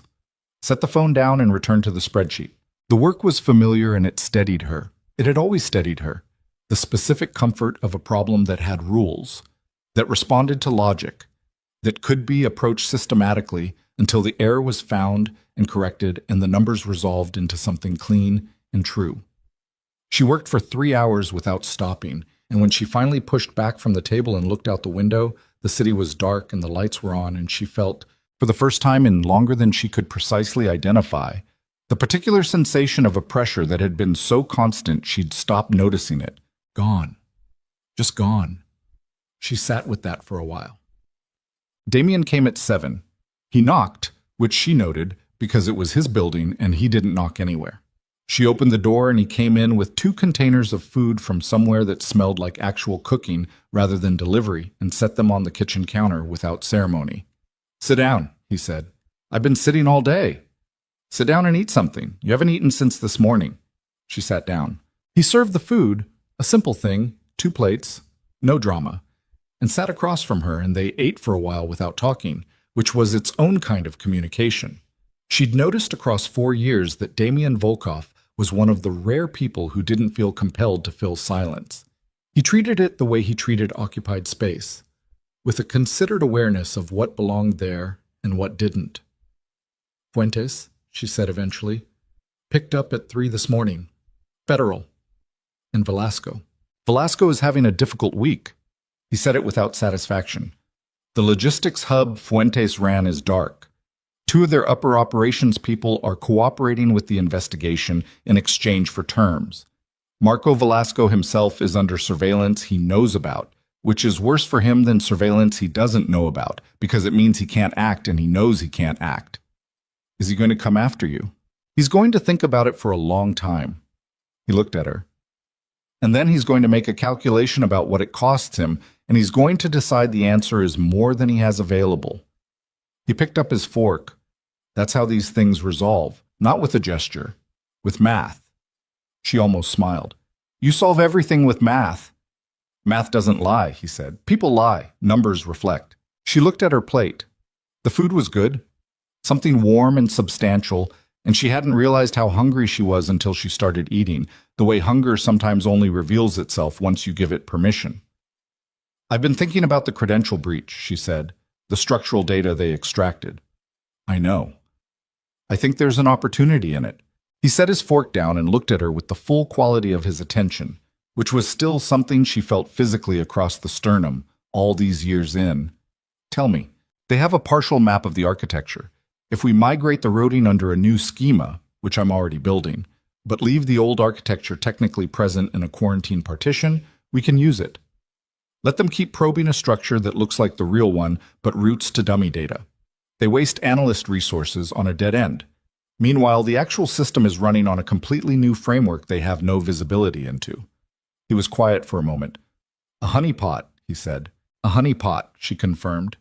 He looked at her for a beat longer than the idea required. How long to build the dummy architecture convincingly? 3 days after I finished the migration, so 5 days total. She picked up her fork. If my shoulder cooperates. We'll get you back to Dr. Vance tomorrow.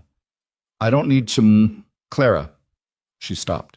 He was looking at her with an expression that was different from the boardroom expression, different from the operational expression, different from the controlled anger expression she'd seen in her apartment 2 nights ago.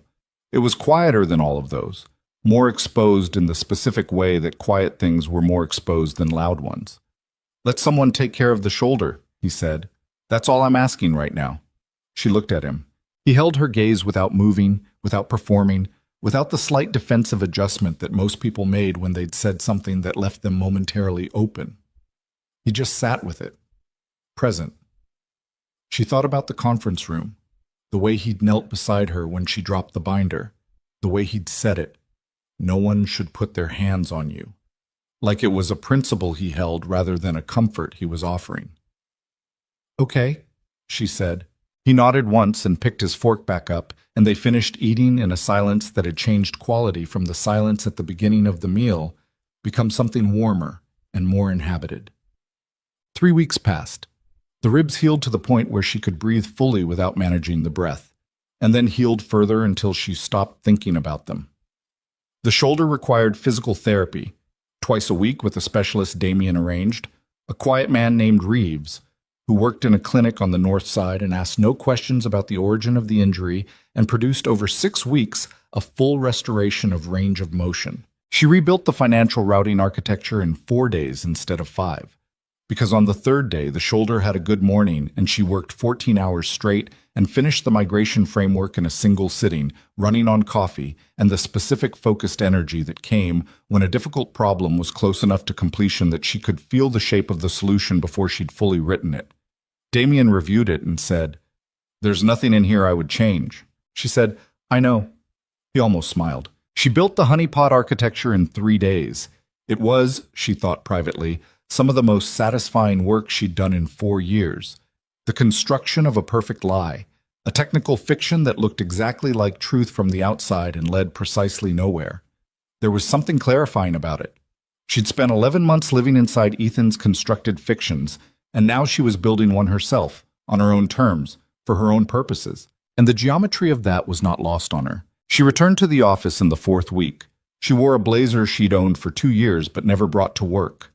A deep green, close-fitted, nothing hidden underneath it. She'd bought the silk scarves in colors that were chosen to conceal something specific, and she left them in the drawer because there was nothing to conceal anymore, and she was not going to keep wearing armor after the war was done. Marcus looked up from the front desk when she came through the lobby and said, "Good morning, Miss Whitmore," with the particular warmth of a man who had been paying attention to the events of the past month from his monitoring position and chose now to say nothing about any of it, which she appreciated enormously. She badged through and took the express elevator to 26. Her desk was exactly as she'd left it. Someone had watered the plant she kept on the filing cabinet, which was a small thing that landed in her chest with more weight than small things usually carried. She sat down and logged in and pulled up the morning briefing documents and felt the specific familiar settling of a person in a place they were built for, doing work they were built to do. At 8:52, she heard the elevator open and the controlled pace of footsteps in the corridor. She stood, because she always stood, and she had made no decision about whether to stop standing when he arrived. It was simply what she did, a practice established over 4 years. And she had decided during the past 3 weeks that the things she did out of genuine respect were different in kind from the things she'd done out of fear, and she was keeping the genuine ones. He came around the corner. He saw her and stopped. Not his usual entrance, the pause was brief, almost imperceptible, but she caught it because she had cataloged this man's movement patterns across 4 years, and she knew every variation. "Good morning, Mr. Volkov," she said. "Good morning." He looked at her for a moment, at the blazer, at the absence of the scarf, at something in her face that she wasn't trying to hide. "The migration framework is running clean. IT confirmed this morning." "I know. I got the report at 6. The honeypot logged its first probe attempt at 2 this morning. Velasco's analyst is inside it already." "I saw that too." She allowed herself the quiet satisfaction of it. He's going to be very busy for a long time. Damien looked at her and the edge of his expression shifted. Not quite a smile, but the architecture of one, the thing that lived underneath the controlled surface. "Welcome back," he said. She held his gaze. "Thank you," she said. "It's good to be back." He moved to his office and she turned to her desk and the morning began. The briefing documents, the calendar confirmations, the operational rhythm of a company that required her specific intelligence applied to its specific problems, and she felt it settle around her the way the right structure always settled, cleanly, without forcing. It was 6 weeks after she returned before anything changed between them overtly. The change was small. She'd been working late, a quarterly variance that had developed a ghost in the subsidiary tracking system. Not a real problem, a data entry error 2 levels down that had propagated upward through 3 reporting periods, the kind of thing that looked alarming from the top and was entirely mundane at its source. She'd been tracing it for 2 hours and had just found the origin when she heard his office door open. She expected him to be leaving. It was past 9. She had assumed he'd left hours ago. He came to stand at the edge of her desk and looked at her screen and said, without preamble, "3rd quarter ridgeline carryover." She looked at him. "How did you—" "I saw the same ghost in 2019, different subsidiary." He pulled the visitor chair around beside her desk without asking and sat down and looked at the screen. "May I?" She moved the laptop slightly toward him. He leaned forward and his shoulder was 6 inches from hers, and he traced the data thread with one finger against the screen, not touching, pointing.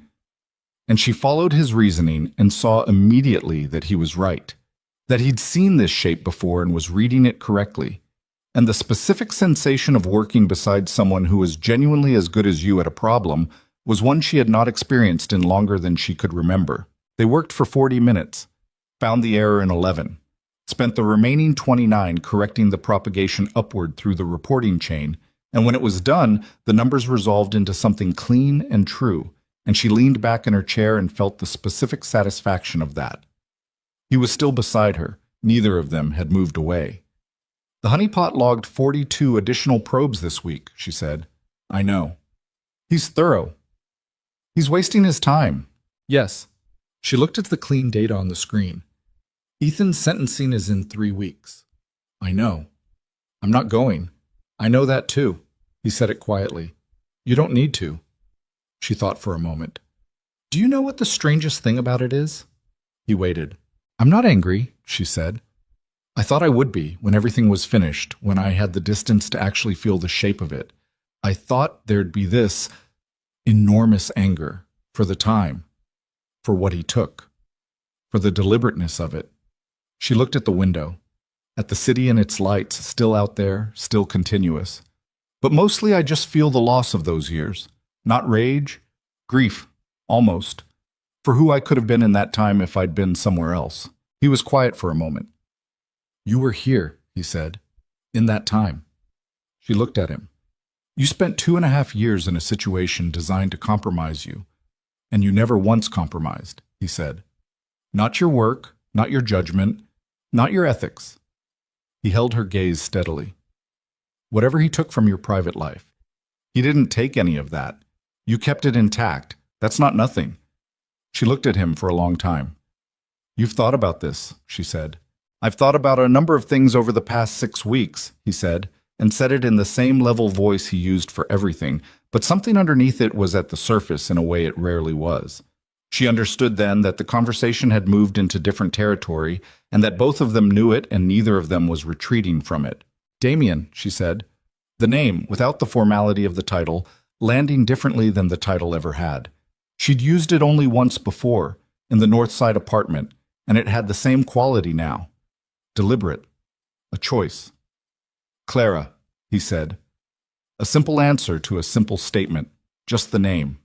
Present. She looked at the space between them and thought about all of it. The 4 years, the conference room, the parking structure, the cold kitchen table, and the coffee she'd made the way he drank it without thinking about it. She thought about what he'd said in the North Side apartment. I know what you know. And I'm working on the second part. And the thing he'd said in the darkened parking structure without words, simply by positioning himself between her and the direction the threat would come from. She thought about the fact that she'd been invisible for so long that she'd started to believe that invisibility was her natural state, that she was someone who held things together from the background, necessary but unacknowledged, competent but unremarkable, useful in the way that a well-designed system was useful, without personality, without presence, without anyone needing to see the person running it. She looked at the man sitting 6 inches from her. He had never once looked at her like she was background. From the first week. From the first briefing she'd prepared when he'd stopped at the end of it and said without looking up, You restructured the presentation order from the agenda I sent. The restructured version is better. Keep making those calls. Not asking her to do it. Acknowledging that she'd done it and that she'd been right. And that her judgment was a thing he recognized and trusted. 4 years of that. She had told herself it was professional. She had been very disciplined about telling herself that. I don't know what this is, she said. Honest, because she had decided months ago that honesty was the only language she was going to speak going forward. Or what it becomes. I don't know how to navigate this inside the organization, inside the... She gestured vaguely at the room, the building, everything the building represented. All of this. Neither do I, he said. Exactly. That's not reassuring. No. He looked at her steadily. But I haven't been uncertain about something in a long time, and I find I prefer it to the alternative. She looked at him. She thought about the woman who had stood in a bathroom in October covering bruises with concealer because she'd convinced herself that no one would want what was underneath them. She thought about what it had taken to stand up from that bedroom floor, what it had taken to sit in a conference room and not flinch when his eyes found hers and stayed there. What it had taken to make a phone call in the voice of the woman she'd been trying to stop being, and to use that voice as a weapon instead of a wound. She was not that woman anymore. She was 32 years old, and she was sitting in an empty office at 9:47 in the evening beside a man who had never once looked at her body and then looked away, who had looked at the work and the mind and the specific quality of her judgment and had treated those things as the ones that mattered, who had, when it came to the most direct test of it, stood between her and the dark. She reached over and closed the laptop. The office was quiet. The city continued outside the windows, indifferent and bright. I'm going to need you to be patient, she said. Some things are still healing, not the ribs. Other things. I know, he said. I'm not going anywhere. She looked at him. He wasn't performing steadiness. He simply was steady, the way he was everything, from the inside out, no surface required. Okay, she said. He nodded once. They sat for a moment in the quiet office, and it was not uncomfortable and it was not incomplete, and nothing needed to be added to it, which was how she understood that it was real. The things that needed to be filled in were not real yet. The things that could sit in their own silence were. She picked up her bag. He stood when she did and turned off her desk lamp, and they walked to the elevator together, and he pressed the lobby button, and she watched the floors count down and thought about what the morning would look like. Her desk, the briefing documents, the elevation reports, the honeypot logging its 43rd probe somewhere in the system, and found that the image was a good one. The lobby. Marcus at the front desk, who looked up and nodded and did not remark on the hour or the company, because Marcus had always been good at that. The door, the street. Chicago in December, cold coming off the lake in long flat waves. The sky the specific shade of dark that city lights made at night. Not black, not gray. Something that was its own color, pressed orange and amber at its edges. She pulled her coat across her chest and looked at the street. Damien stood beside her. "Your car's here," he said. "I know." She didn't move immediately. She stood for one more moment in the cold, in the light, in the city that had been moving around and through her life for all these years, indifferent to her struggle and to her survival and to the slow, costly, unmistakable fact of her becoming. She had spent a long time being someone who made herself small enough to fit inside other people's tolerance. She had spent 11 months being someone whose smallest actions were monitored for vulnerability. She had spent 32 years learning to apologize for taking up space. She was done with all of that.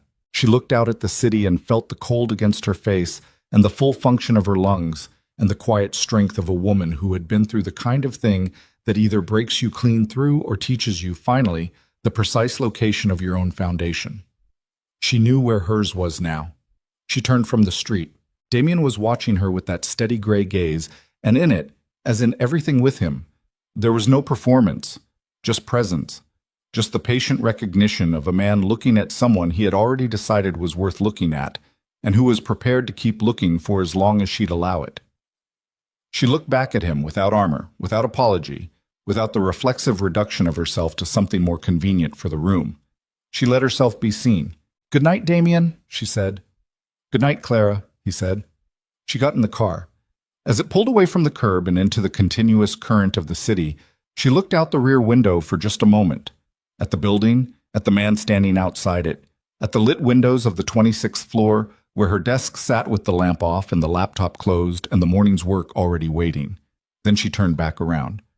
Faced forward, watched the city open in front of her, wide and cold and full of everything that was still ahead, and felt, beneath the healing ribs, beneath the steady breath, beneath everything that had been broken and rebuilt in the space of a single October, the quiet, unshakable certainty of a woman who had finally come home to herself. And that was more than enough. That was everything.